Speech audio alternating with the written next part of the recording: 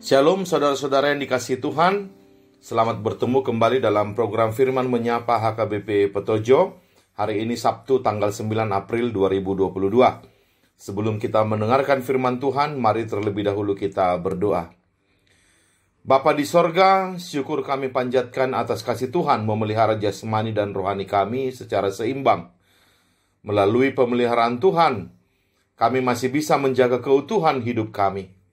Itu sebabnya ya Tuhan, ketika kami hendak atau sudah melakukan hal-hal yang berhubungan dengan jasmani kami juga hendak mengisi rohani kami melalui sapaan firman Tuhan hari ini.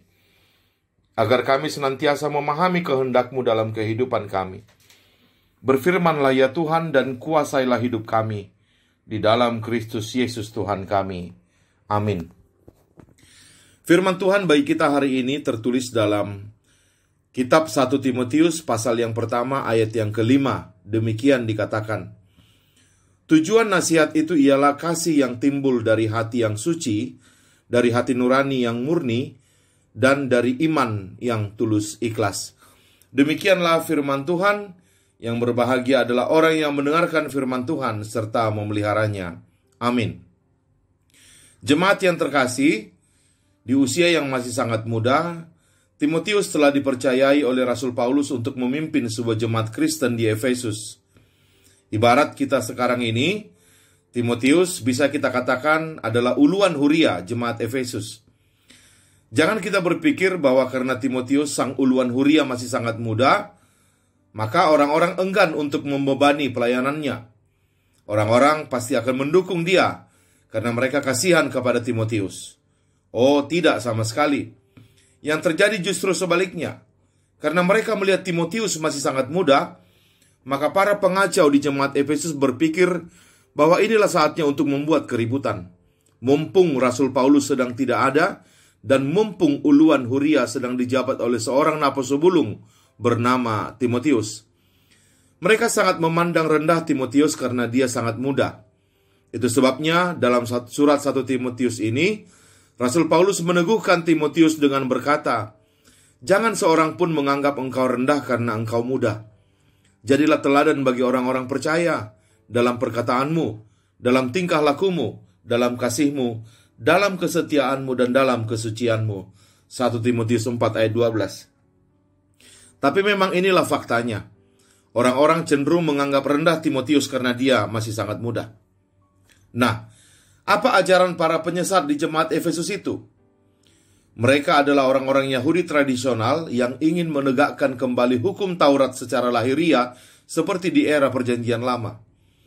Mereka terobsesi dengan spekulasi tentang hukum Taurat, khususnya kisah-kisah awal dan silsilah dalam kitab Kejadian. Mereka juga mengembangkan jenis ajaran yang aneh tentang makanan, pernikahan, dan seks yang tidak sesuai dengan pengajaran Yesus atau para rasul. Pemimpin mereka bernama Alexander dan Hymenaeus. Gerakan ini berhasil menimbulkan perdebatan di jemaat Efesus dan hampir berhasil memecah belah jemaat tersebut. Untuk itulah Rasul Paulus menuliskan surat 1 Timotius ini, yaitu untuk menguatkan dan meneguhkan semangat Timotius agar dia tidak goyah dan agar dia bijaksana menghadapi persoalan yang berat itu. Rasul Paulus memulai suratnya dengan menunjukkan ciri pengajaran Kristen yang benar. Pengajaran Kristen yang benar haruslah menghasilkan kasih dan iman yang sejati, seperti bunyi nats renungan kita hari ini. Pengajaran yang tidak menghasilkan kasih dan iman yang sejati bisa dibilang adalah pengajaran Kristen yang menyimpang dari ajaran Kristus. Ibaratnya di sini Rasul Paulus sedang memberikan tips mudah bagi Timotius untuk mengidentifikasi mana pengajaran yang benar dan mana pengajaran yang sesat yang harus dilawan. Dari tips ini, Timotius dan kita juga tentunya tertolong untuk dengan mudah mengatakan bahwa ajaran guru-guru palsu itu sesat, karena mereka lebih mementingkan tradisi dan ritus-ritus daripada sikap kasih kepada sesama dan iman kepada Tuhan. Nah, bagaimana dengan kita, saudara-saudara, yang hidup di era zaman now ini? Apakah kita sudah fokus pada kasih dan iman?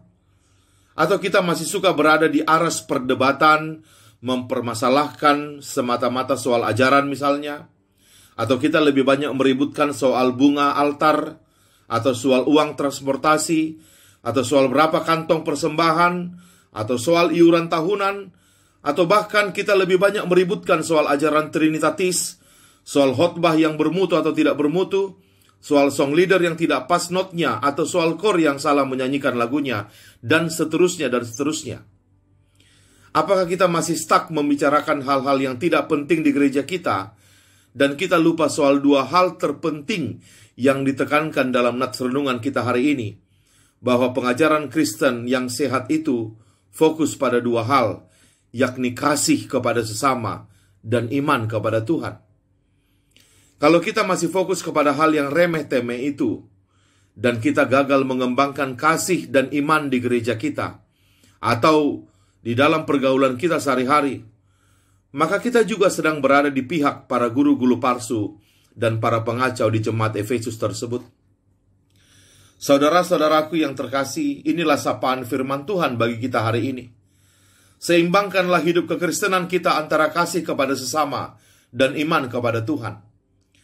Jangan karena kasih kepada sesama, kita jadi mengesampingkan iman kepada Tuhan. Dan sebaliknya juga seperti itu.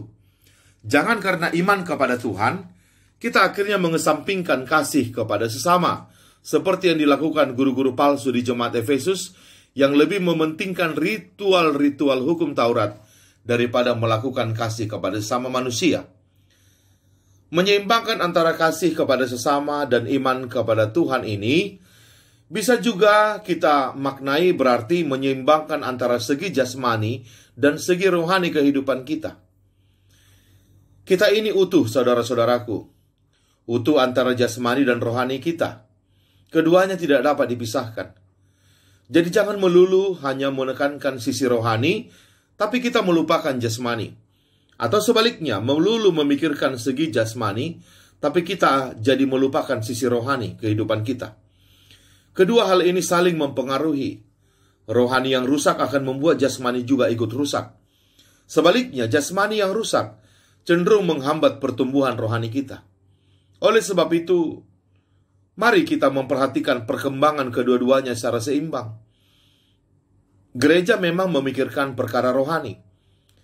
Tapi kalau gereja memikirkan perkara rohani saja terus-menerus, lama-lama juga jadi tidak sehat. Gereja seperti itu akan melahirkan orang-orang yang sok saleh, sok suci seperti guru-guru palsu di jemaat Efesus yang kerjaannya suka menghakimi orang lain. Atau kita katakan perusahaan memikirkan hal-hal jasmani. Tapi kalau perusahaan itu hanya memikirkan urusan jasmani, tapi tidak peduli dengan urusan rohani, maka bisa dipastikan perusahaan itu juga akan jatuh pada waktunya. Itulah artinya menyeimbangkan antara kasih kepada sesama dan iman kepada Tuhan. Kedua, menyeimbangkan antara kasih kepada sesama dan iman kepada Tuhan juga berarti menyeimbangkan antara kata dan tindakan. Iman kita kepada Tuhan cenderung kita tunjukkan dari kata-kata, seperti nyanyian, doa, pembacaan firman, dan seterusnya, seperti yang sedang kita lakukan saat ini. Sedangkan kasih kepada sesama cenderung kita tunjukkan dari tindakan nyata. Maka mari kita seimbangkan antara kata dan perbuatan. Jangan cuma menekankan segi perbuatan, tapi kita melupakan segi kata-kata. Atau sebaliknya, jangan cuma pintar berkata-kata, tapi nol dalam perbuatan. Ada saatnya kita harus berhenti berkata-kata dan segera bertindak. Hentikan rapat dan mulai melakukan tindakan konkret. Tapi ada juga saatnya kita harus berhenti sejenak bertindak dan mulai memperhatikan kata-kata, terutama kata-kata Tuhan untuk mengevaluasi tindakan kita. Menyeimbangkan kasih kepada sesama dan iman kepada Tuhan juga berarti menyeimbangkan antara kata dan tindakan. Itulah ciri ajaran yang sehat. Dan ketiga, menyeimbangkan antara kasih dan iman juga berarti menyeimbangkan antara kasih dan kebenaran atau kasih dan disiplin. Orang cenderung dangkal memahami kasih kalau tidak diseimbangkan dengan iman. Seakan-akan kalau sudah berbicara kasih, maka di dalamnya tidak ada lagi pendisiplinan. Padahal itu salah total. Di dalam kasih yang benar harus ada kebenaran, harus ada pendisiplinan. Karena kita tidak bisa hanya mengasihi manusia tanpa mengasihi Allah, Sang Maha Benar dan Maha Kudus itu. Itulah 3 contoh konkret dari menyeimbangkan antara kasih kepada sesama dan iman kepada Tuhan, seperti yang ditekankan oleh nats renungan kita hari ini. Dan ciri ajaran yang sehat, ciri hidup kekristenan yang sehat, ciri gereja yang sehat adalah seimbang antara keduanya, yaitu kasih kepada sesama dan iman yang tulus ikhlas kepada Tuhan kita. Kiranya Tuhan menolong kita melakukan firman-Nya hari ini.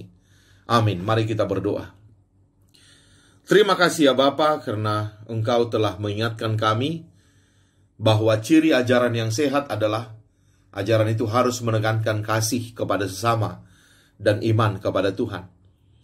Dan ciri hidup yang sehat juga harus mencerminkan keseimbangan antara keduanya. Beriman kepada Tuhan, tapi dikonkretkan dalam tindakan kasih kepada sesama. Gereja yang sehat juga seperti itu. Gereja yang tidak melulu berbicara soal rohani, tapi juga soal jasmani.